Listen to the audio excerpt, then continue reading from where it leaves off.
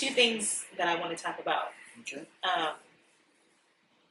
One is mothers are considered, or women are considered more nurturing than men. And this kind of falls into parenting, and we're going to touch on that later on. But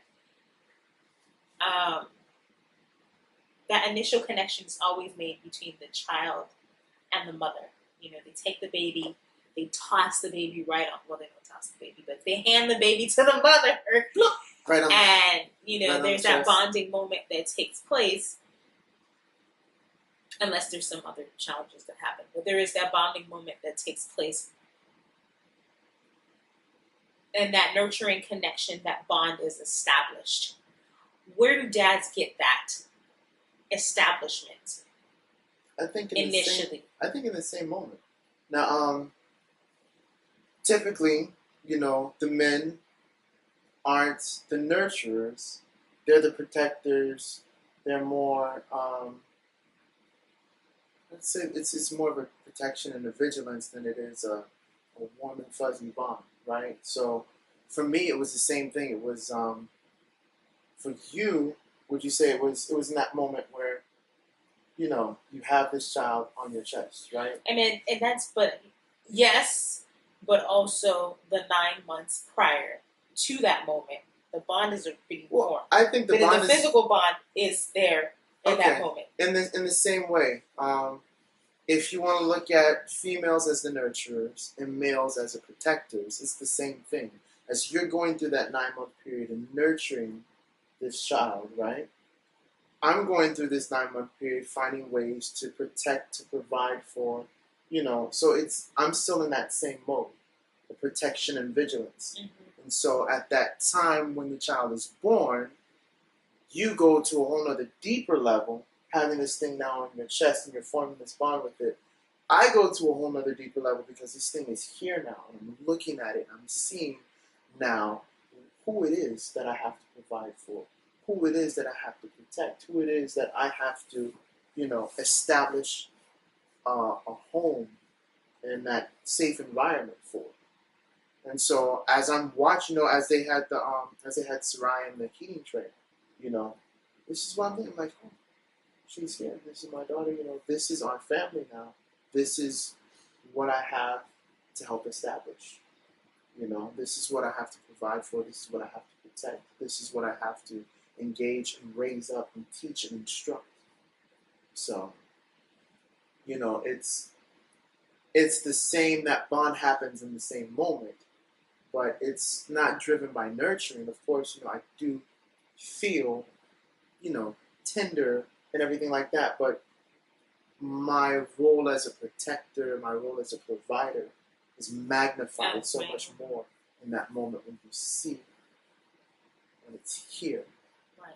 Does that answer the question? Yeah, and so women and men, then we do have different, you know, being created by God, have different spheres. Like his is more of a, now I have to provide and protect for my family times 1,000, and mine is more, I need to care for this being that's in my arms. You know, for both of us, it's the same care. Obviously, you know that. Yeah. You know, but in different ways, it manifests. Right. You know, obviously, there's for both of us, there's that love and that care and that concern. But for the mother, it's that I'm raising this person, I'm nurturing this person, I'm giving life. Giving life to this person. And your mindset, I mean, even in the beginning of the conversation, you're saying another person I have to provide for, right. You know. So that's always, I think, the mindset of often, I wouldn't say always, often, yeah. You know, the father, like, I have to do whatever it takes to provide for my family. Like, that's the drive. So, give us, like, your top 3 things that a guy can do to help their significant other, like, make it through the pregnancy without pulling out all their hair. Because there's so many challenges. Like, you know, as women, we're gaining all this weight, and, you know... Can I ask you that question? Excuse me? Can I ask you that question? Wait a minute. It's not that kind of party, pal. No. I think that is a good question to ask me, and I'll probably give my top 3 things after you give Okay. yours. No piggybacking. No piggybacking. But yeah, there's so many challenges that come with it, like, the weight gain and dealing with all of that hormonal, emotional, like, and then the eating, and then, the not feeling well, and then all the other stuff. Sleeping and not being able to sleep. Not being able to sleep, and not being able to sleep. And I don't want to be alone in my not being able to sleep. So someone has to not be able to sleep with me. This is why we need a pet. Right. No. So top 3 things that you think that guys can do to help their significant other get through the challenges that they might be having in their pregnancy. Okay. I know you said grace, like giving that person grace, like being understanding. Give room. So thing 1. For them to not have it together. Okay? Give grace. Give room for your lady to just fall apart if that's what she's doing at the time.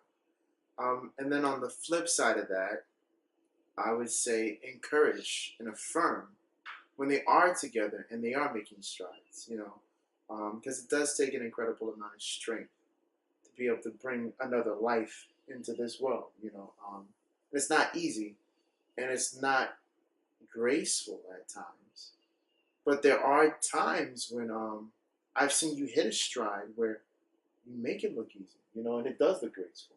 And so I think letting the mother of your child know that, hey, I know this is incredibly hard. I know this is incredibly crazy, but you are really rocking this thing right now. So that's so thing hats 2. off to you. Yeah. Thing 2. Give room for things not to be together. Give encouragement when things are together.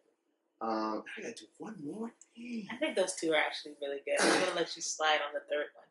Let the 3rd one be something like frivolous. Oh, get the craving before the craving hits. If you know that mommy likes pecan pralines. Pecan pralines, right? Don't wait till it's half an hour before the store closes, and then of course at that perfect moment when you're just ready to unwind and just finally let the day off. Hey, honey, stockpile, be prepared. Be prepared for the things you can't be prepared for. So when you know that she likes particular things, have them on hand. If you see you're running low, go get some more. So you just have them. Is that a frivolous enough? Yeah, and I think that one's important. Okay. Yeah, I think those are all good. For you guys out there who got one on the way. Need to know what to do. Yeah, those are good.